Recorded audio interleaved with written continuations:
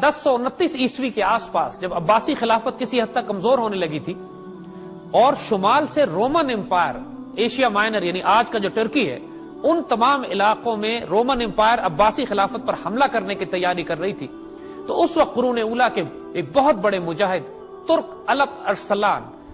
آج ان کا بہت بڑا مجسمہ بھی ترکستان میں بنایا گیا ہے اور ترکستان کی حکومت ان کو اپنا ہیرو تصور کرتی ہے، اس ترک مجاہد نے امت مسلمہ کی آبرو کی حفاظت کے لیے اپنی تلوار کو بے نیام کیا، اور اس تمام ایشیا مائنر کے علاقے میں، یعنی وہ تمام علاقے جہاں پر آج کل قونیا کا شہر بھی آباد ہے، مولانا جلال الدین رومی اسی نسبت سے رومی کہلاتے ہیں، تو یہ سارے علاقے رومن امپائر میں تھے، اور یہاں پر حد بنائی گئی، حد فاصل بنائی گئی۔ اس جگہ کا دفاع سلطان الپ ارسلان نے کیا کہ وہ تمام یلغاریں جو یورپین ٹرکی کی طرف سے ایسٹرن ٹرکی میں داخل ہو کر عباسی خلافت کو خطرے میں ڈال رہی تھی، اس کا دفاع کرنے کے لیے الپ ارسلان نے ایک بہت شاندار کردار ادا کیا۔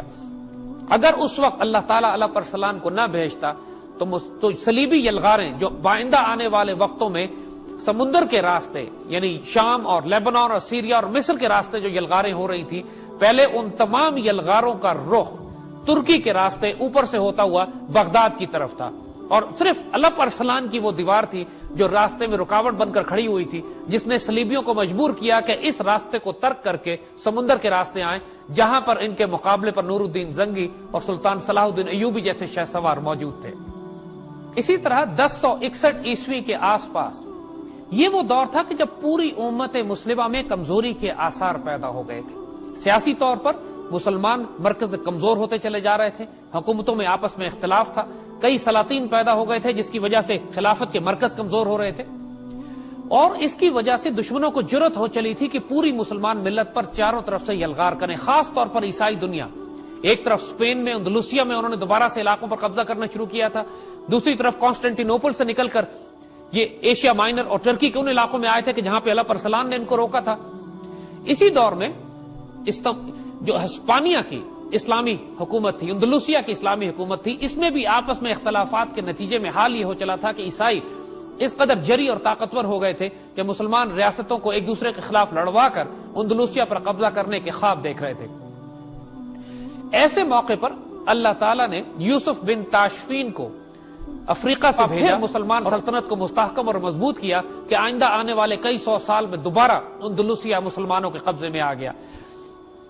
ان تمام ادوار میں ایک بات جو بڑی واضح نظر آتی ہے کہ مسلمان تہذیب کے مختلف پہلو، یعنی اس کا دینی اور روحانی پہلو، اس کا سیاسی پہلو اور اس کا فوجی پہلو،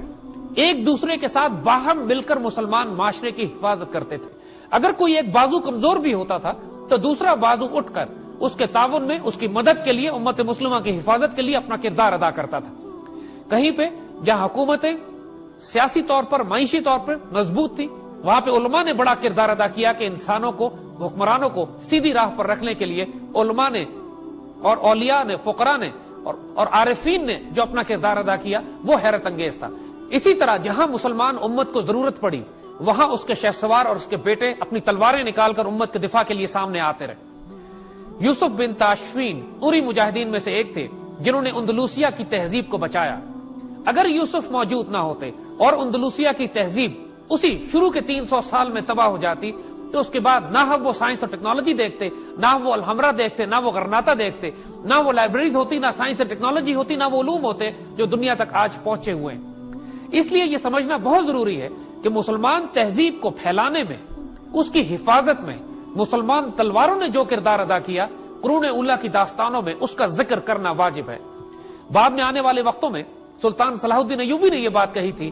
کہ مجھے نہیں معلوم کہ اسلام تلوار سے پھیلا یا نہیں، لیکن مجھے یہ بات اچھی طرح معلوم ہے کہ اسلام کی حفاظت کے لیے تلوار بہت ضروری ہے۔